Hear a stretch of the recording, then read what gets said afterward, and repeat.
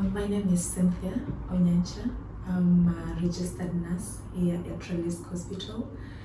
Up until 2 months ago, I was the deputy sister in Zena Ward, which is an outlier medical ward made up of endocrine and renal patients. And since then, have moved to a critical care unit where I'm currently working. And I'm also a chief nurse research fellow with Southwest Clinical School. For me, nursing is everything that I know. It's the profession that I've known ever since I was a child.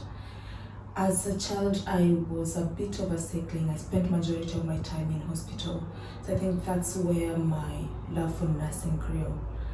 I can remember this particular nurse who was amazing. I can't remember her name or her face, but I can remember how she made me feel.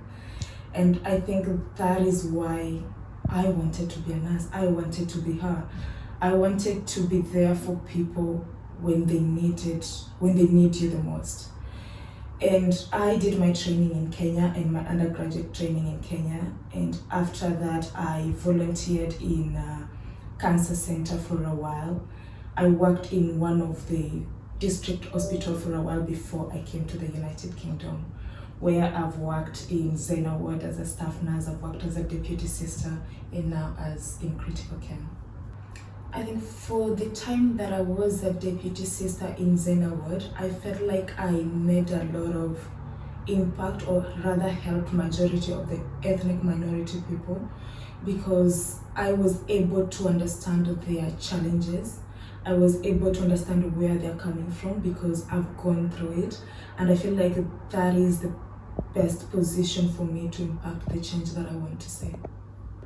I think there should be leadership training on how to create awareness or provide interventions on how to tackle indirect racism, which I find is the main challenges that we are facing.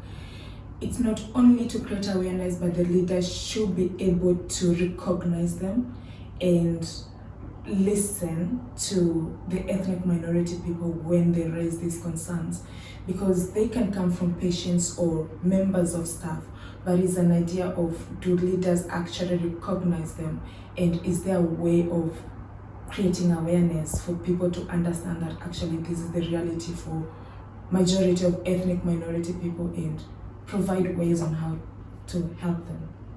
In the beginning of this year, I managed to get an admission into the Southwest Clinical School, which has enabled me to advance my research skills.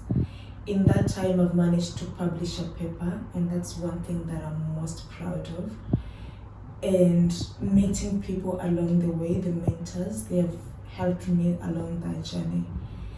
And as an ethnic minority person, one of the low moments, I think, working in Cornwall is having to deal with direct and maybe indirect racism in the workplace, which is mostly coming from our patients.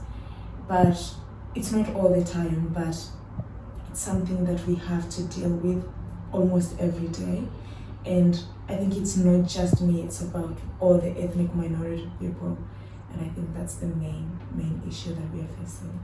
Dr. Fraser, who's the nurse consultant for elderly care, and also one of the leaders in the Southwest Clinical School. And Sarah Baden, who's the head of nursing in the emergency and elderly care group. I think I've worked with them in very close proximity, and I like their work ethics.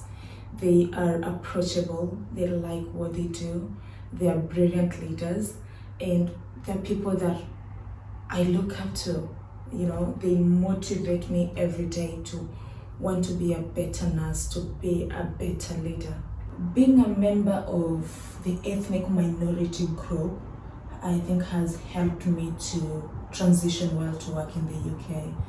I know there are few, but it's somewhere where you can go and share your experiences, and you can get the help that you need, or even if you can't get the help, you kind of understand that people have gone through them, and they kind of give you advice on how to move around, how to maneuver some of the things. So I think that is the most important thing on how way that ethnic minority people can survive in Cornwall. I am ambitious, self-driven. I believe that I can take on any challenge, and I love what I do. I love my job, and I strive every day to make sure that I can be the best. I can be there for my patients when they need me the most. You know, if at the end of the day I can make even one patient's experience in hospital brighter, I think for me that's a job well done, and I think that's what motivates me. Finding the right mentors to help you throughout this transition period. A person who can recognize your potential, who can help you strengthen your weaknesses, who can show you how to advance your career. I find it's the most important thing.